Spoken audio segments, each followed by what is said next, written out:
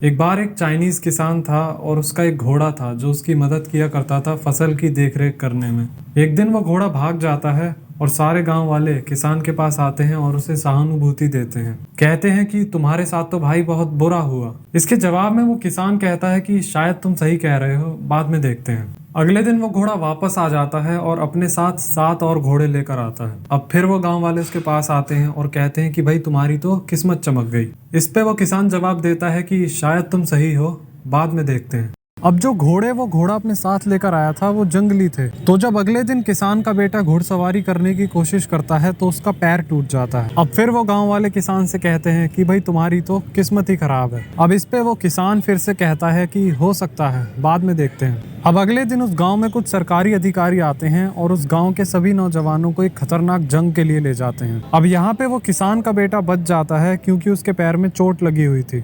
अब वो गांव वाले फिर किसान से कहते हैं कि भाई ये तो अच्छा हुआ, तुम तो बड़े ही भाग्यशाली हो। जिस पे वो किसान जवाब देते हुए कहता है कि बाद में देखते हैं। अब इस कहानी से जो मैसेज हमें मिलता है वो बड़ा ही सिंपल है कि कोई भी चीज परमानेंट नहीं है और आने वाला कल अपने साथ नई संभावनाएं लेकर आता है, चाहे वो अच्छी हो या बुरी।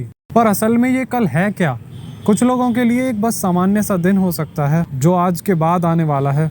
कुछ लोगों के लिए ये कल भविष्य की एक किरण हो सकता है जहां सब कुछ पॉसिबल है। जैसे आपने अक्सर लोगों को ये कहते सुना होगा कि कल का सूरज नई पॉसिबिलिटीज लेकर आएगा, कल सब कुछ सही हो जाएगा, कल एक नया दिन है। लोगों के लिए कल एक उम्मीद की किरण है, एक ऐसी उम्मीद जहां उन्हें एक नया अवसर मिलेगा हर चीज को दोबारा से सही करने का। एक उम्मीद जब हमारी परिस्थितियां बेहतर हो जाएंगी, एक उम्मीद कि हम बेहतर हो जाएंगे। 1990 में एक अमेरिकन साइकोलॉजिस्ट चार्ल्स स्नाइडर ने एक होप थ्योरी दी। इस थ्योरी के अनुसार होप यानी उम्मीद के लिए 4 मेन इंग्रेडिएंट्स होते हैं। पहला है क्रिएशन ऑफ गोल्स, यानी अपने गोल्स की रचना करना। जिंदगी में हमारे पास एक गोल जरूर होना चाहिए ताकि हमारे दिमाग को पता रहे कि कहाँ ध्यान लगाना है। दूसरा है कि हमारे सबकॉन्शियस माइंड को उन गोल्स तक पहुंचने के लिए रास्ते बनाने की जरूरत है। तीसरा है एजेंसी थॉट्स। ये सबसे महत्वपूर्ण पहलू है होप थ्योरी का। ये दर्शाता है कि हम कितने प्रेरित हैं भविष्य के लिए अपनी प्रेजेंट डिजायर्स और नीड्स को इग्नोर करने के लिए। कुछ मॉडर्न फिलोसोफर्स मानते हैं कि होप थ्योरी यहाँ खत्म हो जाती है, पर अगर आपने कभी किसी ऐसी चीज को हासिल किया है जिसके लिए आप कभी होपफुल थे तो आप जानते होंगे कि चीजें आपके अनुसार नहीं चलती।